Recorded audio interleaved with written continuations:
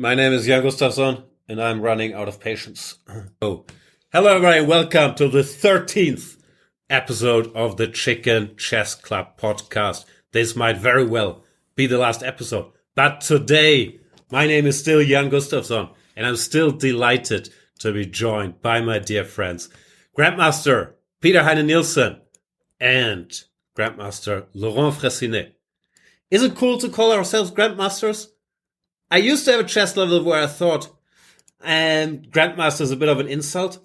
Now I think I'll take it very happily. How do you guys feel about it? For me, it's not great. No, I would prefer something more, let's say, Mind Games, 2012 Mind Games winner, gold medalist, or something like that. Yeah, please. Apologies. Time, Today I'm joined by thank you. French chess player extraordinaire, winner of Mind Games 2012, almost chess Olympiad gold medalist, Heine Bakro, lost that game to Nepomniachtchi, the winner of many other amazing events, and a man beloved by everyone in the chess world.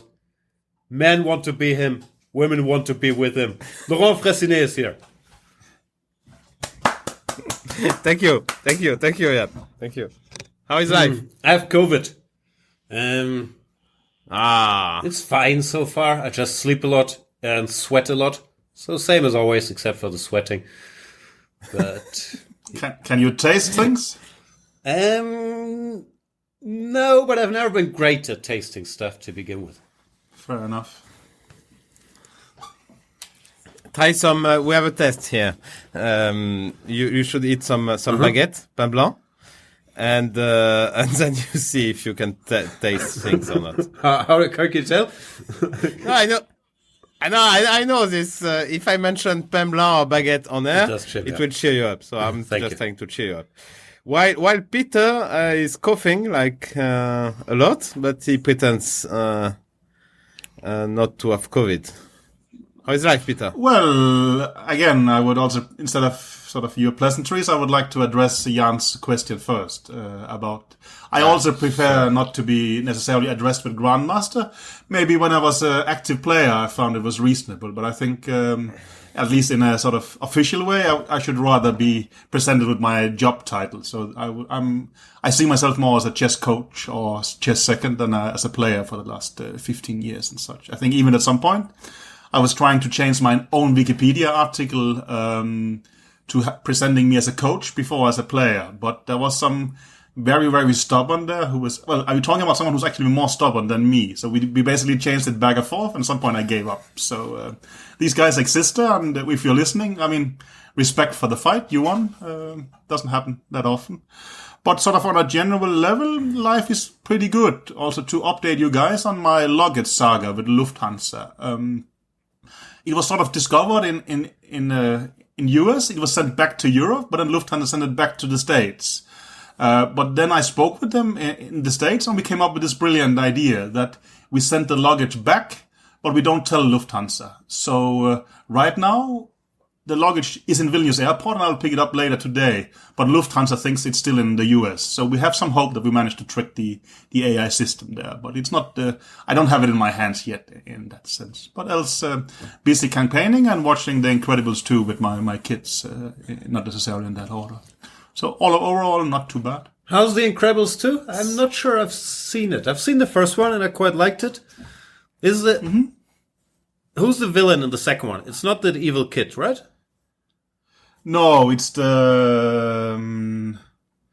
I forgot. Is he called the Screen Master or something like this? Not Screensaver, but something that attacks like that. No, it's not a kid who is the sort of the evil guy there. Maybe I shouldn't spoil it for people, because it's actually a great movie to watch with or without your kids. But no, it is it's adults who are the bad guys there, and there is some interesting reversals. But overall, it was a very, very, very nice and pleasant experience yesterday to watch it with both wife and kids. So, is chess politician on Twitter a good description, or you would not like it?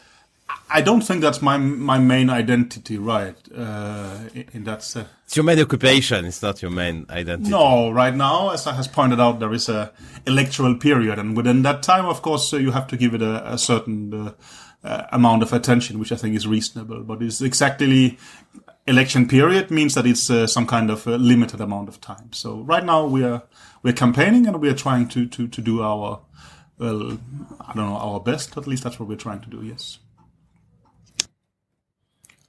All right. Okay. I'm just coming back from. We'll talk Bundesliga later, but I will talk about my own games, and that was.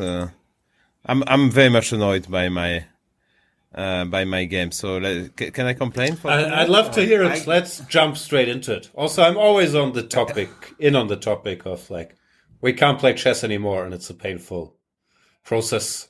Yeah, that was very painful because I played well in French league. I mean, according to my standards, actually, I was quite happy. And now that was just 4 games, just a disaster in every game. Blundering every second move. I can show you, actually, like, I thought about it, like, I can show you 4 positions and you will be sure that I scored 4 out of 4. And I can show you 4 different positions from the same games and you will be sure that I scored 0 out of 4 because it was such a roller coaster. And at the end of the day, I scored like 50%, which I guess was fair because I was not the only one to blunder, but that was pretty disgusting experience, actually. I really played incredibly poorly and blundering. I even got, the funny part, I got a draw offer in the first game, quite early, but I thought I was considerably better. And the guy just told me after the game that it was a draw anyway, that as, I'm a member of Chicken Chess Club, so why not to try a draw offer, because my king was in the center, but it was safe, so it was fine. But he thought I might be scared, with queens on the board and king in the center. So why not to offer a draw, which, actually, didn't annoy me. I mean, like, the draw offer annoyed me, but the explanation was kind of fair, I guess. So, maybe disclaimer for my future opponents. Jan and Peter are the real chickens here. I'm not, if I start playing, then I get, sometimes at least I get the desire. No, also I think it's a common misunderstanding that a chicken, if we're better, or we think we're better, that we'll take a draw. That's not what happens. Like, you take decisions in certain situations where you can minimize your risk or maximize your expectations, and that might lead to more draws.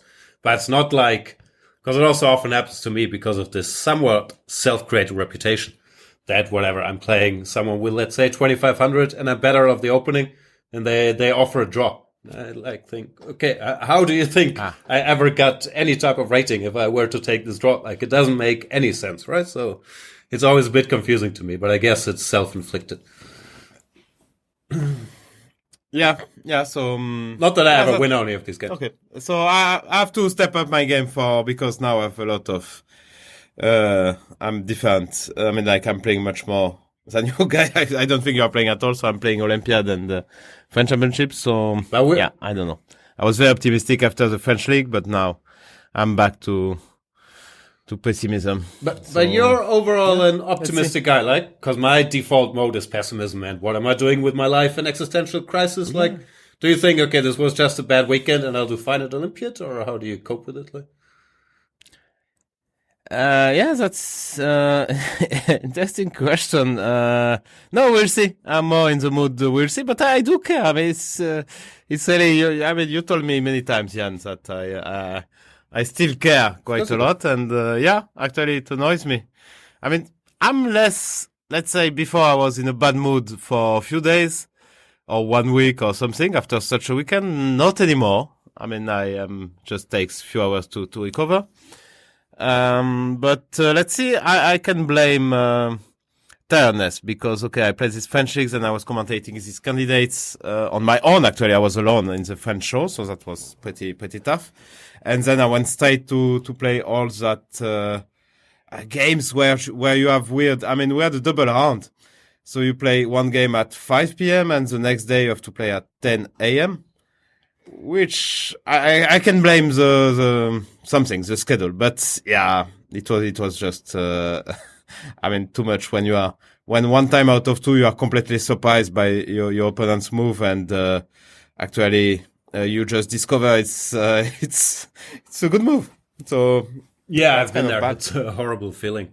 Also, it's hard to shake that, even though you know or you understand, you can't calculate at this moment. You still know you're supposed to understand better what's happening over the board, and you just can't do it. It's very hard to get rid of.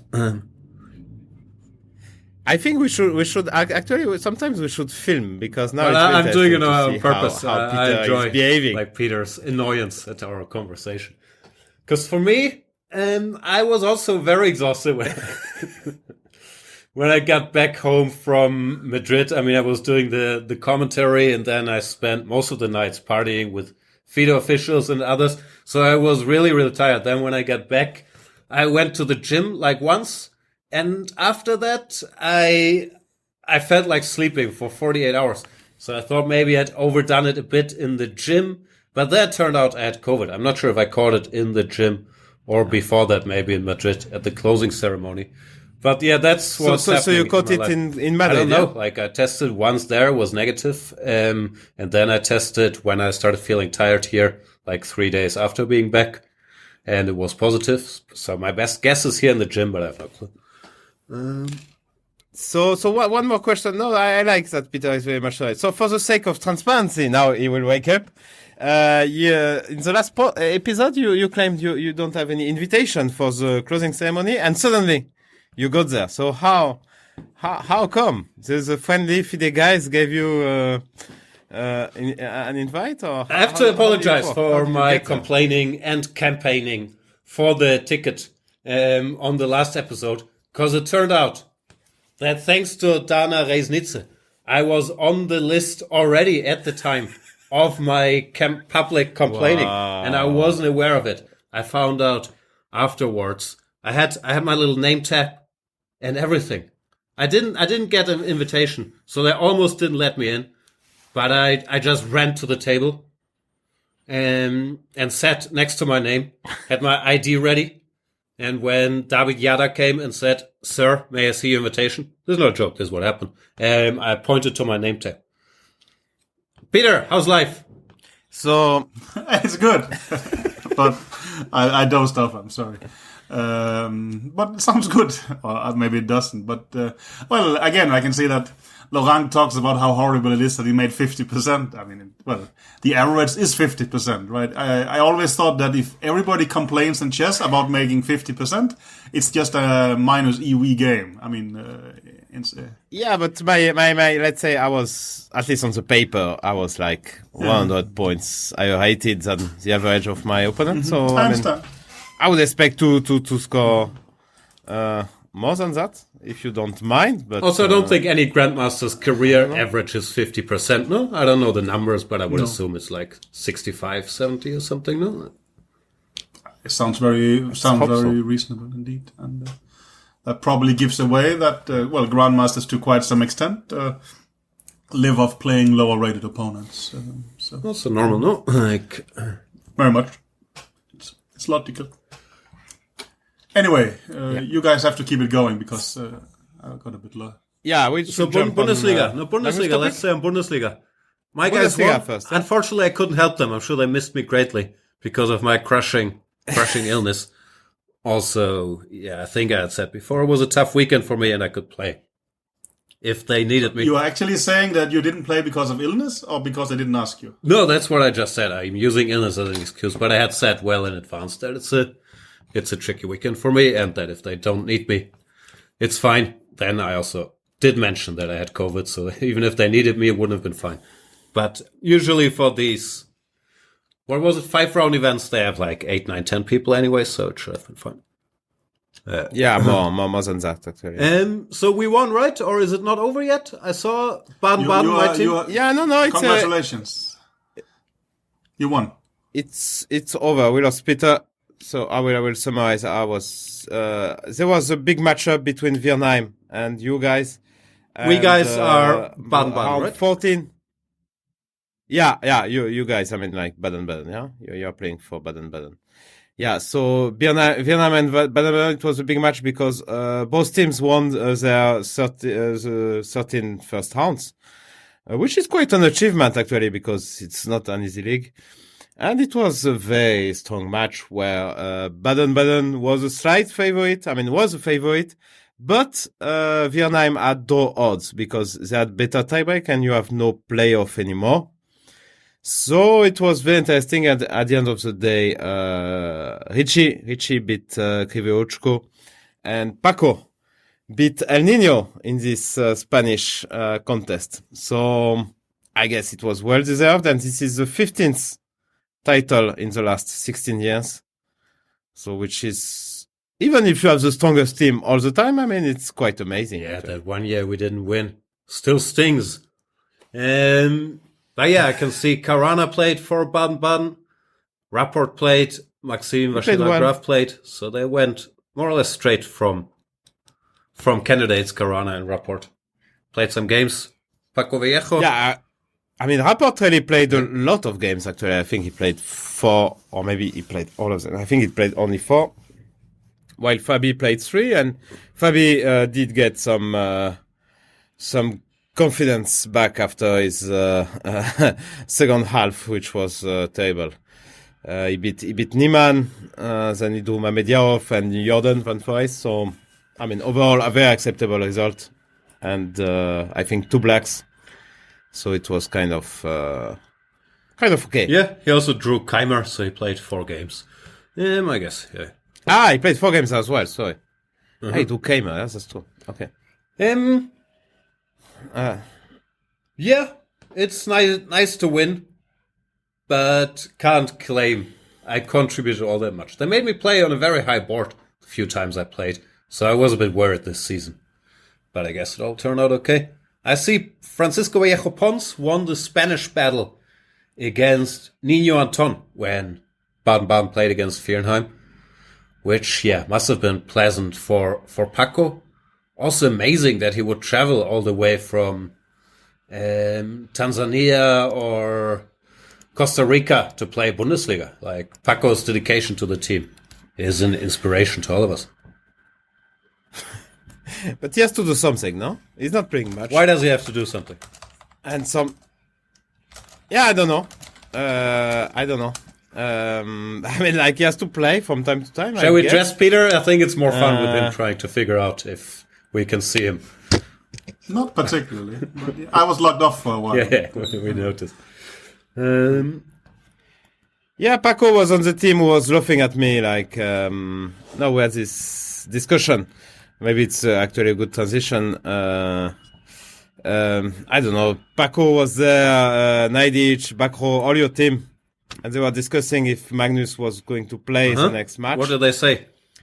And they were like laughing. Stuff. Like,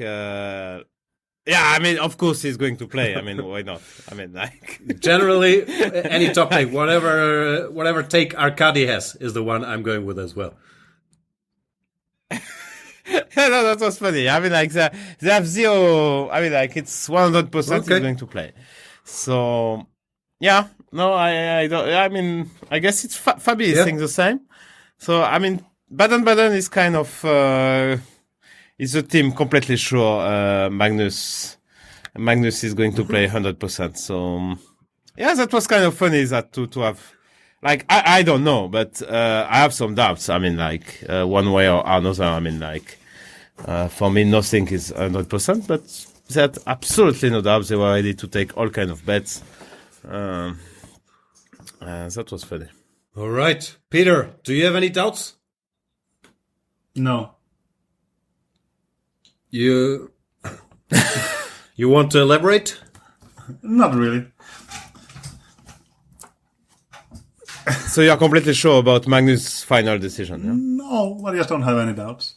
But no, I have been wrong before, I think. But I'm pretty sure that in 2014 I was expecting him him not to play. And then I remember telling my wife that I don't think he's going to play. And then half an hour later I said that, well, there's a tweet where he signed the contract. So I don't think I have the history of being extremely good at predicting, but doubts I don't have. What could be is that we, or you in particular, are too close, so we hear more about these, well, let's call them doubts, and we take them more seriously than people who wouldn't hear about them and then say, yeah, of course he's going to play. It's a World Championship match. And as long as he keeps playing, they're right. But it did sound different, no? Also in public, not just from what you hear behind the scenes this time. I think I'm going to sit this one out. Peter's passing. Mm-hmm. No, but I mean, like in public, it's clearly completely different. That's for sure.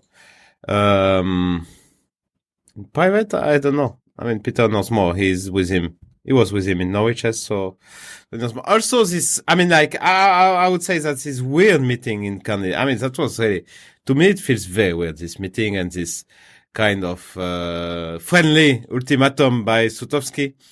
I mean, like, without any reason, because they don't have a place, they don't have a contract, they have nothing, but still he's saying like 20th of July. I mean, and then if Magnus says no, then they just kick him out. I mean, like if he doesn't answer, yeah, that's what we discussed actually before the podcast with Peter. Like, so if there is no answer from Magnus, you can kick him out like that. I mean, like, how does that work? I mean, like, so, I mean, the world situation is so weird that I feel this time it's different, but again, maybe, Paco, Najdic, Bakro will laugh at me once again because I had to pay, actually I was paying a bet to my friend, Etienne. Because before the candidates, he took Nepo and, Alireza, and I took Ding and Fabi 1-1. So we bet some small money, but still, I mean, it was very, very annoying, yeah, because first of all, he was claiming before the tournament that I was an idiot. And after the tournament, he didn't change too much his mind because first game, Nepo beat Ding with black. And then for him, it was just one-way traffic. So, well, that was that's a bit annoying. That's why I didn't take the bet because of that. I would like to say, I really respect him for that because he rather wants to have a 1-1 bet against you and take your money than have a 3-1 bet against the bookmaker and take their money. He could get much better odds. He specifically targets your money. No, one has to respect that. Yeah. That is cool. That is. Yeah, because I come with my green, my green note and I give to him and this has this has very high value. No. And that would have been the same for me, you see the guy coming and, with this, like, congratulations. I understand. I mean, this is, yeah. Mm-hmm. Fair enough. Respect. Etienne? So you should just bet with Etienne on whatever outcome you want for Magnus playing the match, no? Yeah, but still, this bet is not going to change anything, and I'm like, I will take a break, for at least 1 or 2 months, and then I will get back to it. Don't worry. Yeah.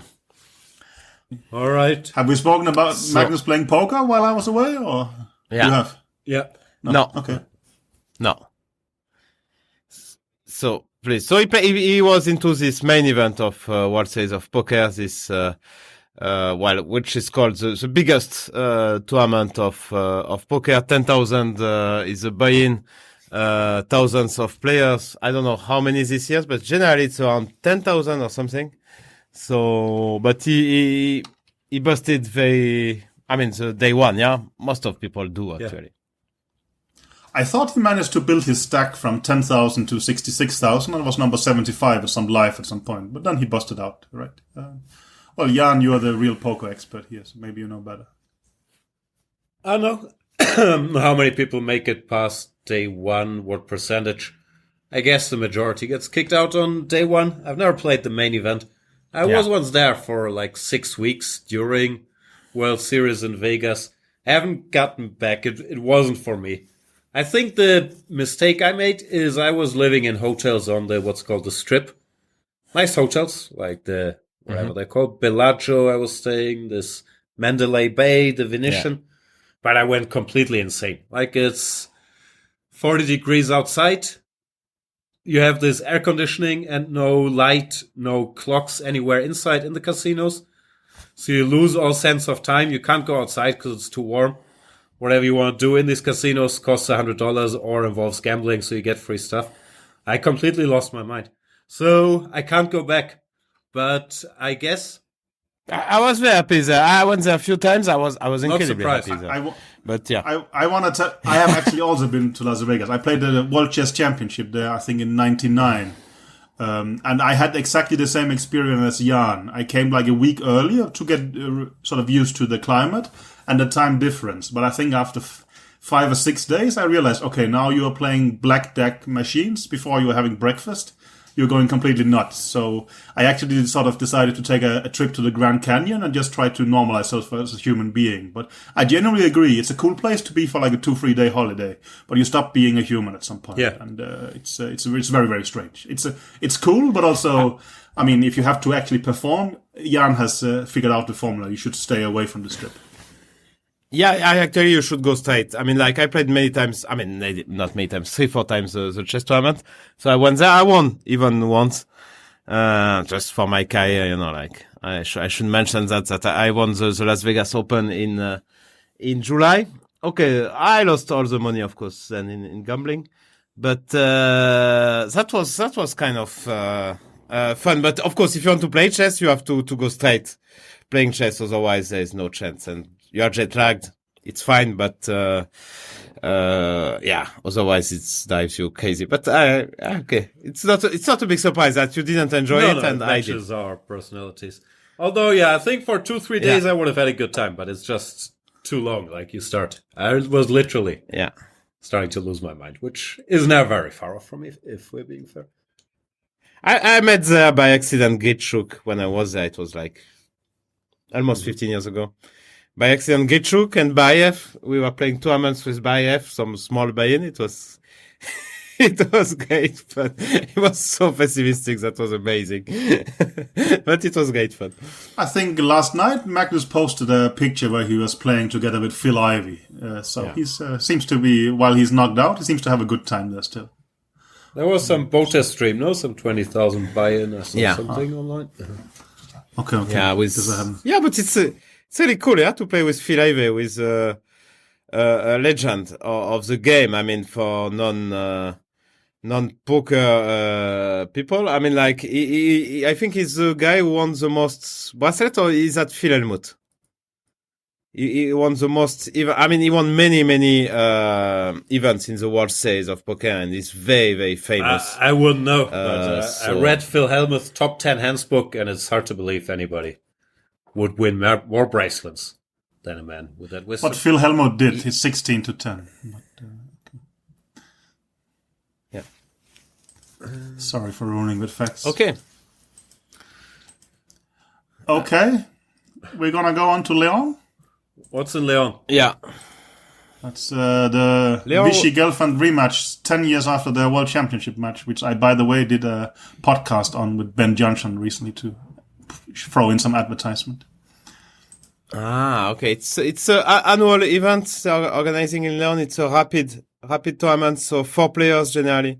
A local guy, I think Vichy was playing this guy, Heine I'm sorry if I can't remember his name, but Jaime Santos, I think. Jaime Santos Latosa. Who's a good Santos Latasa or Latosa or whatever.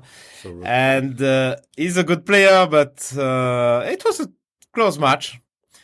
And then, to my surprise, in the second match, Boris Gelfand beat the youngster Esipenko in a very, very interesting match, actually. I was checking the games. It was very fighting in Leon. I don't know. Maybe it's very hot, but very many decisive games.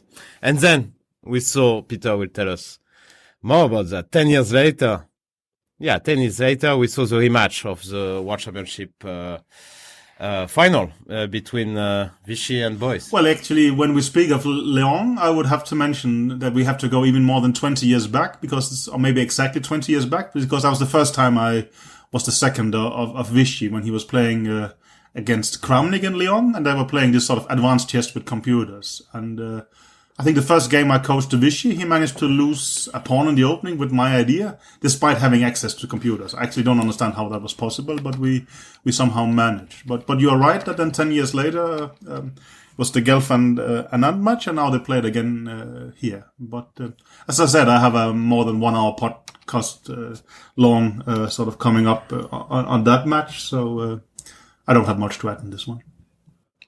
And Boris won, which Boris won that particular match in Lyon. So it was yesterday. You didn't follow. You look surprised. But so Boris beat Vichy and won the tournament, which is of course a surprise as Vichy is doing well in rapid. But yeah, Boris is just, he's just a classy player. So on a given day or on a given weekend, I guess he can beat almost everyone. He can beat many people. I actually also thought that Vichy won, but yeah, Vichy won the last game on demand to force the tiebreak, and then Boris won the tiebreak. Okay, I stopped following after the on demand. It looked a lot like they turned back the clocks. No, they are debating this knight c6, bishop b5, e6 Sicilian, and yeah, some cunning h4 ideas there. No, it's not. Some fresh concepts. It was very interesting to see. No, also what I like with Boris that you can see is from the old classical school. It doesn't. He's playing his opening and he's going to play it. Yeah, he doesn't try to surprise. It's the Catalan. Okay, you play that line. Let's discuss that line. I'll find an improvement. Catalan, Rossolimo, and we can go ahead for 100 games. No worries. I will have some ideas here and there, and I believe in my stuff. I'm going to play my stuff, and that's it. While nowadays, everybody is trying to surprise all the time, obviously. Yeah. Peter, I agree, and also, Boris is cool in a lot of ways, but also he doesn't easily get bored, as Jan points out, right? He will just play his stuff, and he's always well prepared and interesting and such. And I think Boris is an interesting example in the terms of, he actually, peaked world championship-wise very late in his career. I only have praise for him, and you can only say congratulations that he actually managed to revenge 10 years later. It sounds well-deserved and cool. Hats off. Such a nice guy too, no? Like always good to talk to, interesting, friendly, and yeah, just sticks at it for, I don't know how long now, 30, 35 years as a chess professional, keeps doing serious work, seems to be enjoying it. Big fan. Excellent books. Fantastic books. I was reading his books. Yeah, it's very, very interesting. And if you don't want chess openings books, which, in general, that's what people buy, but I really don't advise. But if you want just to read some very good book where he gives a lot of insights about his career and also his games, and it's very, very nice to read. Very, very good book, and I'm sure he spent a lot of time, and he was very dedicated to write this book. So very much. The first one, what's it called? Positional decision making in chess or something. I don't know the exact title, but I read in one setting, which I rarely do. I don't read a lot of chess books, but I just got it and I sat down on a bench in a park, as you do, and read it. It was a great pleasure. So by all means, check out Boris's books. I think there's 3 or 4 of them now. It's a series.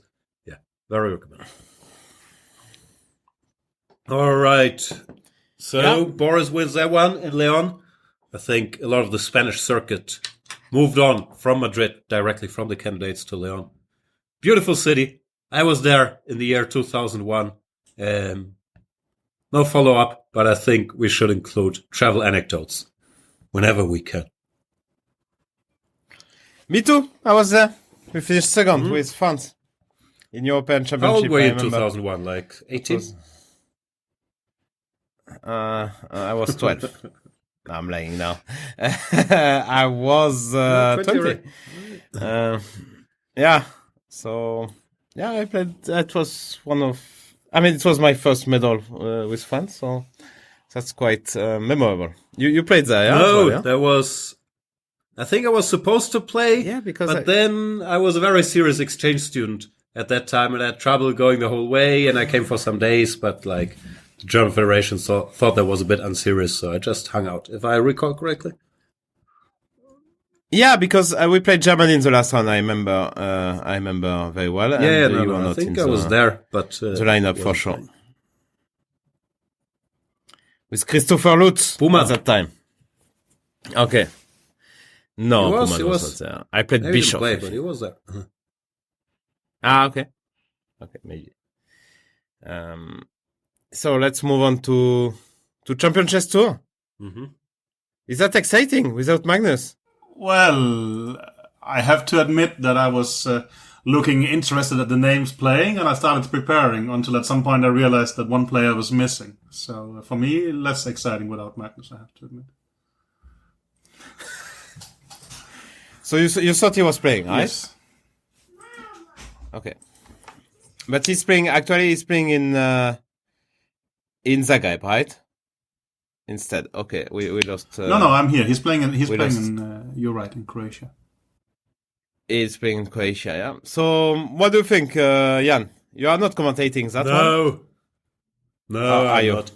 I cleared my schedule. First of all, I should work on some courses. Secondly, I was just so finished after the candidates that I'm trying not to do too much commentary and obligations till Olympiad to have the tank sort of full there. But yeah. What do I think? It looks like to me, the US boys, they're a bit annoyed by all the attention the Indian shooting stars have been getting. So they also thought they'd do some crushing. Jeffrey Zhong, Sam Savian, crushing the tournament. Niemann always there. Niemann is... Well, it's funny that some people actually, like Richie or Niemann, they play in the morning, the Bundesliga game, and then they are going at 6 p.m. to the Champion Chess Tour, which I'm not sure they did incredibly well, but that's the online tournaments. Yeah, you can do such. But let's see. I saw, I didn't check much, but I was checking how Anish was doing. I saw him at 3 draws the first day and 1 loss, which is not much in terms of points, I would say. No, but it's 1 point more than Rajabov, who's usually looked great in the Champions Chess Tour. But here he's had a rocky start, half out of 4. The only draw against Mamedyarov. That was a well-played draw, one has to admit. But yeah. Other than that, didn't go so well. Yeah.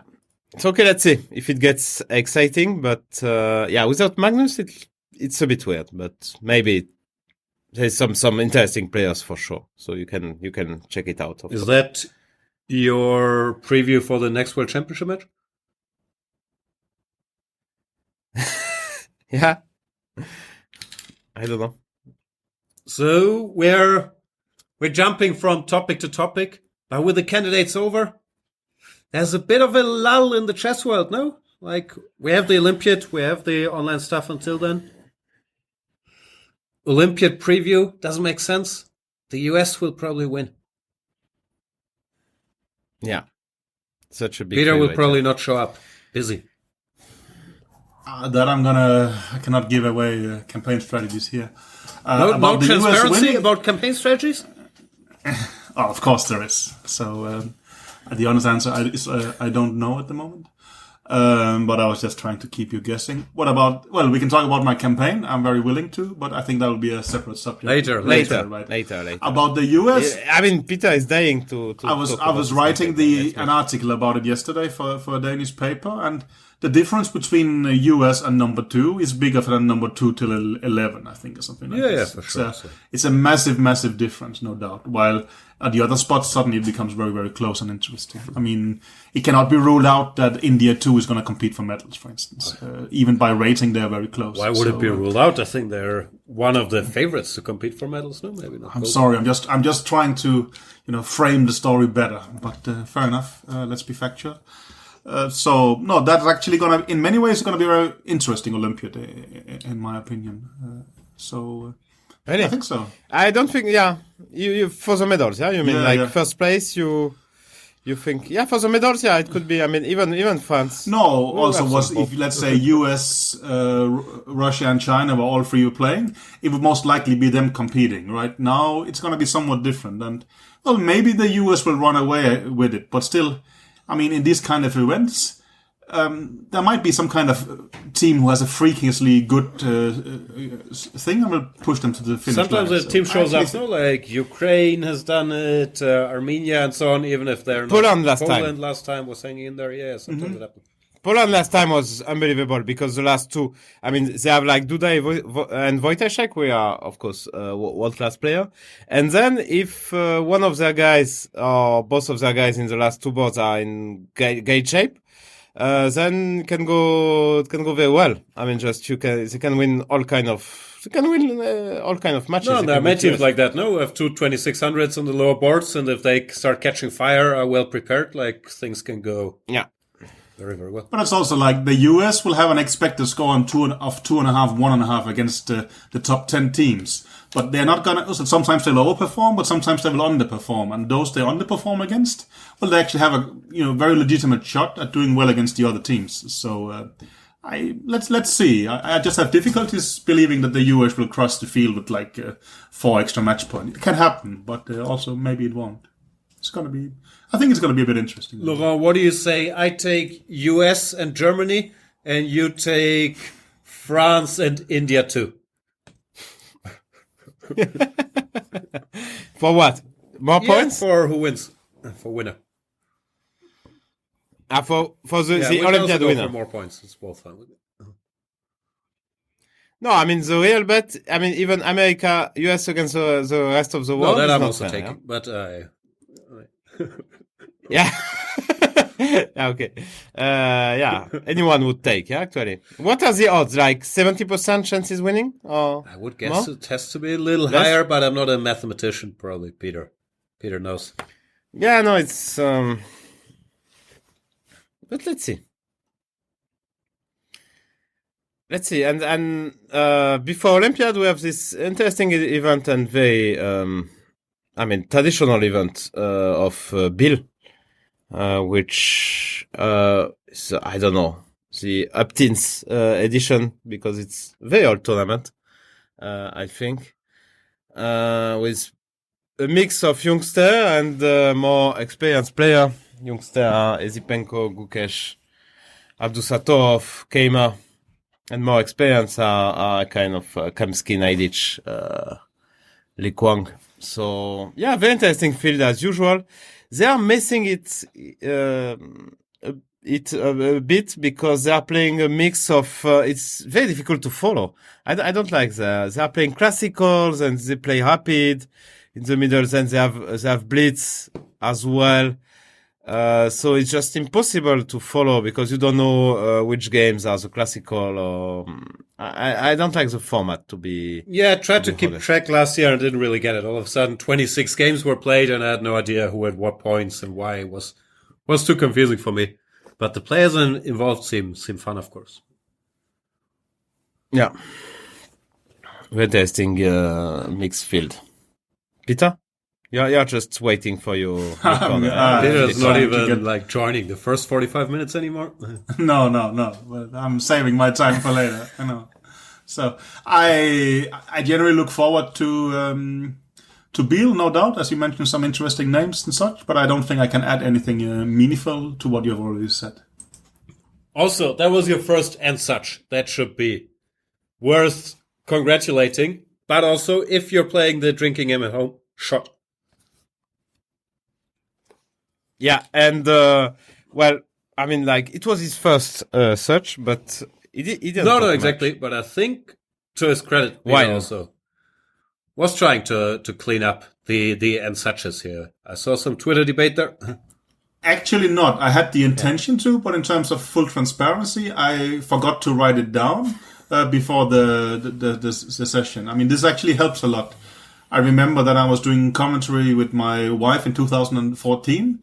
listeners was giving me constructive advice along the lines of don't interrupt your wife. So I put that on a piece of paper and it actually worked. So for the next episode, I'll try to write things down if people send me a list. But for this one, so far I just gotten lucky, mainly by, not talking you are while saying certain things. Fair enough. I sent you a list. Possibly. I don't know how to put it. You sent him a list or you sent him a list? I sent. Sorry, that's an inside joke, but it was very funny. Yeah. So, the main topic of the podcast, at least for Peter. Okay, let's go. We should have a jingle. Or what's wrong with FIDE this week, Peter? Or how did you fix FIDE this week, Peter? What's the segment called? Well, I think we are generally busy campaign. For instance, we are fixing it by bringing in proven achievers to the chess world. And I'm very proud to announce that we have Robert Katende as our new vice president candidate for the Team Baryshpolets tickets. Robert is a known leader for 15 years. He has done numerous great projects on and off the chessboard, but of course mainly he's known for the Queen of Kouatly being the mentor of Fiona there, and there's a Hollywood movie about it. And hereby my commercial of our new vice president comes to an end, and I will keep talking about all the other things. I'm interested. Tell us a bit more about him. When you say he's a known leader for the last 15 years, and the numerous projects, like what has he done other than the Queen of Kouatly? I think, for instance, he has some sports academies and such. For instance, he's been quite into football, so that I think and such. Yeah, yeah. So I'm not gonna say. Did I say as such? Yeah. No, I don't think so. No. You were about to say, so I said I can add the and such. Thank you. Okay, go ahead. So, sports academy? Yeah. Football academy? Yeah. No, lots of things. But I'm going to say and such if you keep baiting me with things like that. So, I actually have a long list here of things that happened since then. For the first time, we were part of a debate. The Nordic countries was inviting people to the Norwegian Chess Federation's 100 years jubilee in Kongsvinger in Norway, and both FIDE President Arkady Dvorkovich and FIDE Deputy President Bashar Kouatly was going there, while Andrei Baryshpolets and me joined via Zoom because, again, in terms of transparency, we don't have a huge traveling budget. You didn't go to Kongsvinger? It's lovely. No, I didn't go to It's my hood. It is. I mean, I have been there, numerous times, but just not in my capacity as a FIDE deputy candidate elect.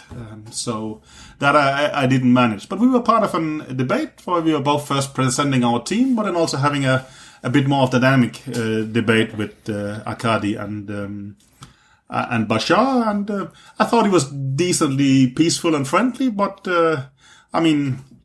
I think Arkady felt it necessary to write a post about me being critical afterwards and such. But these things. You wrote a post, or he wrote a post? Yeah.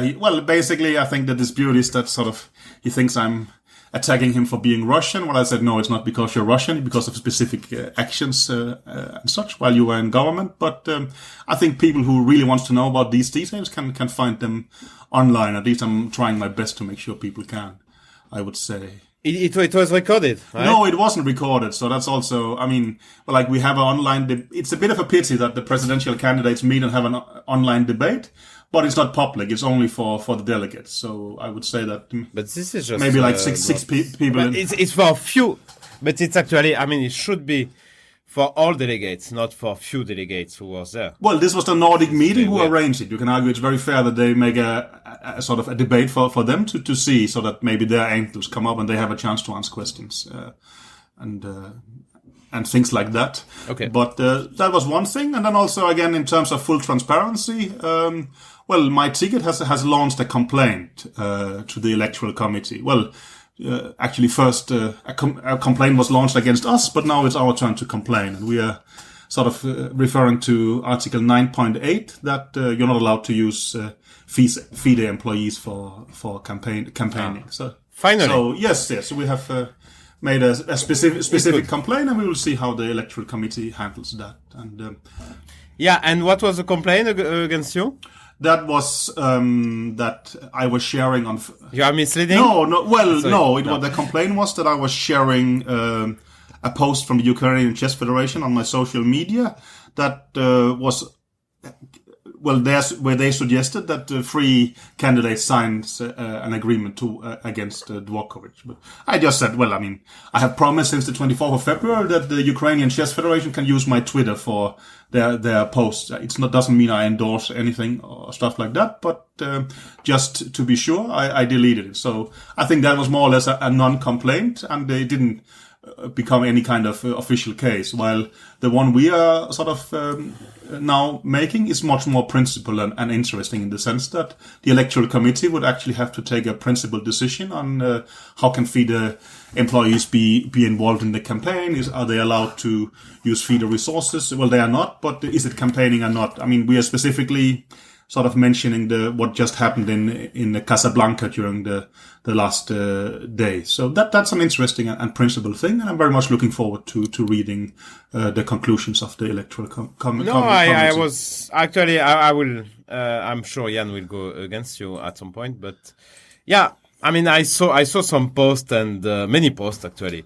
I'm not going to name people, but I think people who are interested will recognize them from FIDE employees saying that you are misleading, which is just campaigning. I mean, they can say it's right, even if it's right. I mean, the point it's not that you even if you are really misleading, maybe who cares?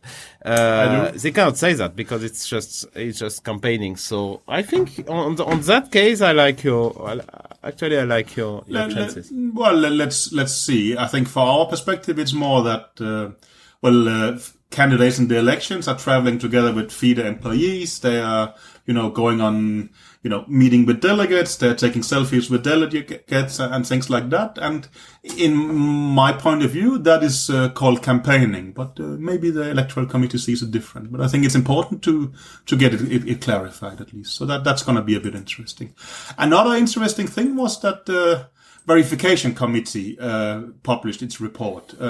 It was very much delayed, not due to fault of them, but of the sort of audit of FIDE. And the verification committee gives a lot of interesting facts. I mean, they are sort of an independent body who makes recommendations to FIDE. And for instance, they were the one mentioning things about Russian donations in 2019 and the Bologan case in 2019, and now their new report was out.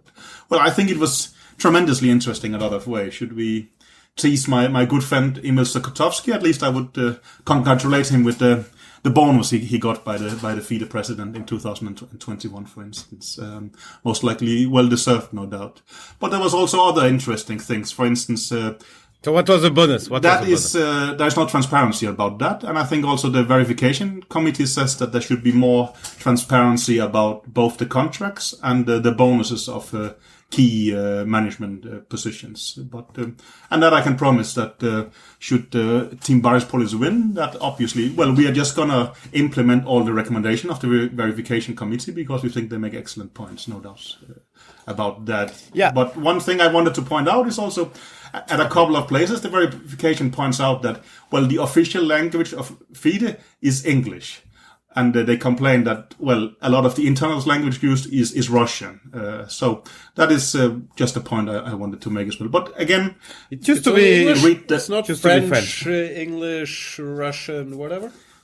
Well, I think the main official working language is English. And they were complaining that, for instance, some of I forgot if it was receipts or part of this was only available in Russian. They made a couple of actually quite strict points about that. That is not how it's supposed to be within FIDE. So anyway, maybe enough about that. I think I have one. Yeah, but I mean, let's face it. I mean, all the people you mentioned, they speak their native language is Russian. Let's say Dvorkovich, Sutovsky, Bologan, Reisnitze. I mean, it's all of them, I guess. Only Kouatly, of course, but he's not really. I don't know. He's a bit out. He's a bit in. We'd never know with him. So the same story. So before you go, Jan, I have a question which I was asked because actually, Jan, let's face it. I mean, we got I would like to complain about that every week. We got tricked into that, and of course we are no. I mean, like people are asking, like if we were part. I mean, actually, people are asking me questions, like if I was part of like I was a big supporter of Peter, which of course, I mean, I'm not. So people are asking, like if president, vice president, deputy president were getting paid, because you are always mentioning employees, and you just mentioned Sutowski bonus, so obviously employees get paid, which sounds fair. But elected people, do they get paid? How much? Not to my knowledge, but well, up till 2018, each year FIDE would publish a list of, let's say, not bonuses, but well, you know, if you have been part of an appeals committee, if you had certain income from FIDE, then it would all be published. You can go, you used to be able to go on the website and find these things, but during the new administration, such has never been published to my knowledge. So you mean that so Kirsan, I guess he was not getting paid, but Makropoulos? Well, if he was head of the let's say appeals committee, or if he was the FIDE supervisor during a world championship match, he for sure would get some payment. If you were the head of the, let's say, some organization committee for the World Cup, for sure. These things, well, the document. But as a FIDE, but he was FIDE deputy president, I think. Mm-hmm. Oh, I'm pretty sure, actually, and he was not getting paid for that. For that particular part, job. No. I at least, I mean that. So he was like, yes, yeah, okay. So actually, the FIDE deputy president Makropoulos was appointing Makropoulos for for appeals committee and so on. You're correct. Okay. But I mean, these are political posts and volunteer jobs, so they are not paid. I think, for instance, maybe being head of the European Chess Union actually comes with a fee, but being head of FIDE doesn't. No, but you can be paid. I mean, like actually, I know in France the president is paid actually, and I think it's normal because it's takes a lot of time. I mean, it's a. So I don't have any problems with that. No. I mean, as long as it's transparent and debated beforehand, I see absolutely no problem in that. But Laurent, Peter never has a problem with people being paid. He doesn't want people to be paid without him knowing. That's his only complaint. Well, isn't that kind of reasonable in a democratic organization? I think it's very case by case. Like, no, I mean, come on. You can, now I have to go against you. I'm used to. I'm very sorry. Yeah, you don't think that people who are running for the office, let's ask Peter, are you planning to get any money out of your job? None whatsoever. I'm running for an unpaid position, and I'm not sort of trying to get into, let's say, appeal committees and such. On the contrary, well, we have pledged that these are things that you can jobs in FIDE you now will be able to apply for, and we will. Sorry, Laurent, we'll take the ones who are most qualified. So sorry, Laurent, I'll have to take that job. I'll try to drag you along. All time fair. Come on. I'm very qualified. English. we are English, very qualified. language of FIDE to begin with. Jan has better English, but also he actually has a background in sort of juridical sort of. Well, he has some education there. No, I mean, my CV is already with campaign and Nielsen. He's got you beat, but that's how it is. Sorry, but for instance, maybe in the trainer commission, you have more experience as a world championship coach to work both with Kramnik and sort of. Yeah, but I don't want trainer. I mean, like, I want to do zero. Yeah. I mean, I'm good at supervising, so I should be supervising of appeal committee. It's my idea. I don't think that exists, but also appeals committee. While but we will do great stuff together. I mean, appeals committee normally doesn't have much to do, but suddenly they actually do. For instance, I maybe applaud the choice they had in the 2018 World Championship match, but they had Johan Hjartarson. He's both a lawyer and an experienced chess grandmaster, having played the candidates. So I think that would be a good choice where you combine juridical skills with chess experience. And well, Jan could actually be on that list, but I mean, let me for once just actually praise him sincerely. That means a lot, as long as I get the job. No, but that's not good. I don't like the way this podcast is going. But no, for me, it's also like I'm fine with Peter being passionate about it. I think I've been genuine about what I think and where I stand, but I don't want to repeat the same thing every episode. Of course, I could once again ask Peter, but what is your campaign other than less Russian influence, more transparency, blah, blah, blah. But I think we're running in circles. So I'll just shut up on these segments and yeah. We'll see. It will be over soon. But soon it's over, after Olympiad. Maybe. I mean, as Dvorkovich said, that we have a great website with good policies that basically we seem to agree on policies. So, I mean, well, that's his claim, not ours. So it does come down to, I said, reputability, who should actually lead FIDE rather than we have extremely different visions for FIDE in terms of things. I would argue that, well, they had 4 years to get, let's say, good governance and transparency. So they have showed that maybe that is not their absolute best side. But anyway, let me stop doing commercials and move on to the next. No, but actually, you improved a lot, I think, in commercials. Actually, you are doing much better than in the previous episode. Now it's more positive, I would say. Thanks a lot. I told you all the way that we have been aiming for that, and it's going to come eventually. So again, see, we are people who deliver. What can I say? Yeah. No, it seems you have a plan. I mean, you may. Now I'm starting to get confused. I mean, I was completely sure you were going to lose. Now I'm kind of, expecting you to lose. But I mean, there is a very small chance you're going. I mean, like, I start to believe it's not unreal that you are going to win, which means a lot for us. It could be exciting. So. Anyway, do we have any questions, tails, chickens? Chickens we always do. So, what should we start with? No, do we have questions? Questions we don't. I don't see them in our document, but there must be some questions. No, I saw a lot of questions. Yeah, the producer has checked out like 5 episodes ago. I think.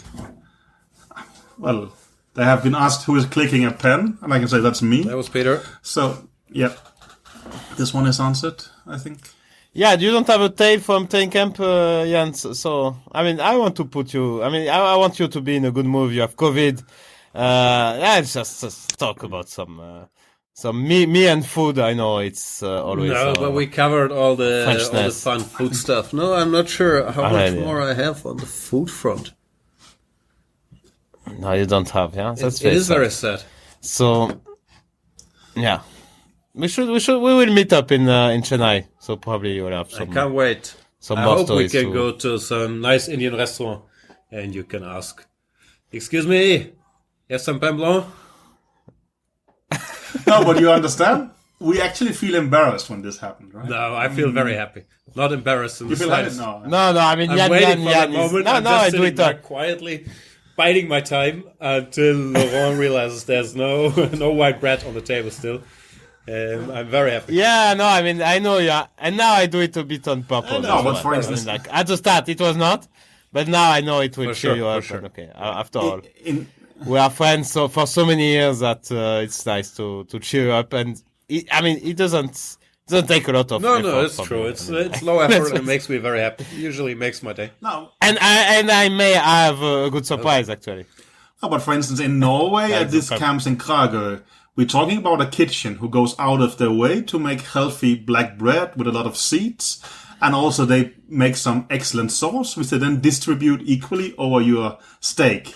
But you take both of them as a personal insult. That A, the bread has to be white and French. Nice. And B, the sauce has to be your choice, not theirs, how it's distributed, right? I mean, you make them know. I mean, to quite some extent. It's not, I don't take it as a personal insult. I said that, no, I would really prefer to have some white bread, and 2, I would really prefer to judge how much sauce I want to put, to judge myself how much sauce or any sauce I want to put on my steak or whatever is in my plate. So that's. I'm just asking politely. And then privately, you will tell the rest of the table in a rather loud voice, so they hear that this would never happen in France, right? I mean, no, it's not true. I mean, you are making that up. I don't think so. You are just... I mean, you are. No, this always becomes... Anyway, I don't think our listeners want to hear about this, to be honest. Of course they do. Yeah. What are you talking about? So let's... Okay, fair enough. So... Yeah, but maybe we should move on. Okay, we'll have some questions next week, I guess. Yeah. We should move on to those chickens of the week. Sure. We can generate some new tales during the Olympiad. That is true. But the problem is, Laurent, for international chess superstars like ourselves, there's too much filming at the Bermuda party now. Yeah, that's true. Yeah, we will have maybe a pre-party where you always generally ask me. I'll find out where the action is. I mean, like in general, I've Jan is texting me before 3 days in Olympiad or European because he knows that. It's actually true. With all the trash talk, there's always a great atmosphere with the French team. Yeah. Even cold-hearted Germans are very welcome there. I always have a good time. So much appreciated. Yeah. No. You're very welcome. Thank you. Again, I will probably dissent here and say that the Bermuda party never really said me anything at all. I would say the only maybe fun experience I had was walking with a now world champion who then was quite younger in Turin, and we tried to jump a fence to get into the Olympic village, and the police tracked us down and sort of said we can't do that, and we had to walk a severe detour. But that's my fondest Bermuda party memory, which indeed had nothing to do with the Bermuda party, actually. I've actually never been to the Bermuda party. It's forbidden by the French French captain and French team. So I'm not. It's pity. I don't know how it looks like. So that's really a pity. But maybe this year. I've been there, but I've never done drinking because I'm well aware that it's being kept track of how much is being drunk. So I never drank anything. Yeah. Okay. So we'll not meet there. That's for sure. So chicken of the week. Yeah. Chicken. I don't have any particular chicken, so it will be our boy Gay, of course, who is tagging us. I mean, that was funny, no? I'm a bit annoyed. It was marked two friends and one enemy. Like obviously, I'm his friend. So which of you guys is his friend and who is his enemy? Because he tagged the three of us. I mean, he doesn't. I mean, he has one big friend with you, but exactly. I don't think he has two friends. Yeah, that was funny, huh? You think? Yeah, but I mean, then he's complaining. He's tagging us, and then he's complaining. Oh, Team Magnus is doing some bad PR to me. We didn't do anything for months. I mean, like I didn't tweet about him just after this, basically this hack stuff. And then he's, No, I also thought that he actually tags me. That it's fair game, but I didn't actually respond. I thought he was tagging two enemies and a friend. No, two friends and an enemy. No. Okay. That was a joke. Sorry. I thought it was obvious that me and the Fress were the enemy, but with only one, I'm afraid I'm going to take. I mean, I don't care. I mean, like in general, for me, it was always friendly banter. But then it started with this. Team Magnus is teaming up against me because I'm the main rival for Magnus. I mean, okay, give me a break. Yeah. But that was so ridiculous. So, yeah, since that time, I mean, I'm a bit more... the same with me. I had a long argument trying to tell him, no, we actually don't see you as a competitor. That's not why we do this. We are trying to have fun, but anyway. Yeah, exactly. We are just doing some banter. We are not like organizing... I'm not saying to Peter tweet that, or he's not telling me like tweet that. I mean, it's not just very random. So I mean, like, a bit of paranoia for our boy. Anyway, I'm as predictable as Laurent. He takes Geary, I take Sutovsky. Sutovsky is simply flat out refusing to debate with me. I mean, he was.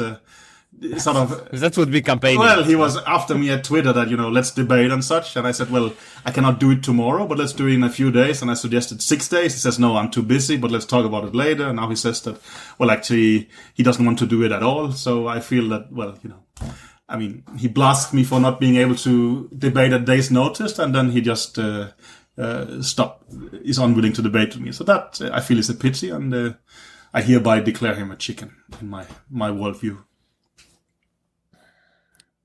Jan, you have to pick up something. No, someone. I'm very tempted or something, to or argue whatever. with Peter on that. Go ahead. Take, but no, we just be repeating last week's episode. You just did. Yeah, fair enough. No, but he's right. I mean, again, I have to go back. I know. Peter. I mean, like, Sutowski, why you bring up this debate? Yeah. I mean, let Jan talk. Amazing. No, it's fine. Please. Chicken of the week, This is fun too. I'll take Peter, because Wow. he refuses to go anywhere, just complains. And he should show up in Madrid, in Chennai, talk to people. Kongsvinger. Okay. That strikes me as completely unreasonable, but fair enough. I mean, I'm being available all the time. It's showing a good example of that FIDE can also be led online at a low-cost things and not having to tax federations and such. I would say so. I think also that's the premise of our campaign, but fair enough. It's just part of my cunning ploy to get you to come to Chennai. I think on the contrary, you are sort of placing your bets on who you think most likely is going to win and trying to get. That's the problem. Like even jokes, Peter. I've never made a cent from FIDE, and everything comes through your lens. Like who's secretly taking money there? It's very hard. I was trying to annoy you. No, I mean, have a conversation about any of these things. You have never made a cent from FIDE. No, look into it. Even I have. Yeah, congratulations. No, but not counting World Cup. Of course, I got paid the prize money for World Cups. You see.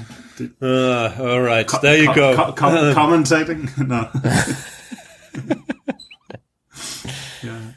Yeah, but you were in some I commission. didn't make a cent from that commission. No, that's good. No, but some do, and it should be transparent. Yeah, that's my transparency. I've never made a cent. But that's the whole point. It's unreasonable that someone like you, who actually does volunteer work, I didn't do shit either. It's not credited. Fair enough. Well, then maybe the world is just. You didn't get credit. You didn't get paid. Exactly. You didn't do anything. I think. Yeah. I'll work very hard though as head of the appeals committee. I promise. Well, you have to be ready and just in case something materializes. But so I will add something to Jan's statement. I also never made a cent from FIDE, but I was willing. It's not like not money. I mean, like I was really willing, but I never had friends there. So I'm really eagerly waiting for your election. I have gotten wildcards from FIDE. I've been an official commentator. I'm way ahead of you guys, apparently. It's a bit shocking, but see. So, fair enough. Okay, that's it. No, we have to address the pain au chocolat chocolatine controversy. But you always say pain au chocolat, Laurent. I learned it from you. Yeah, actually, it's it's not who said that. Pain au chocolat I say because in Paris you say pain au chocolat. And actually, where I'm born in the southwest of France, you say chocolatine. But if you say chocolatine in Paris, then Parisian, they are snob, and they are looking at you like you are someone from a village. So you move on very quickly to pain au chocolat. So that's I'm saying pain au chocolat when I'm here, and when I'm visiting my family in the southwest of France, I'm being flexible and say. So chocolat. if I say pain au chocolat in the south of France, people will think I'm a Parisian snob. Excellent.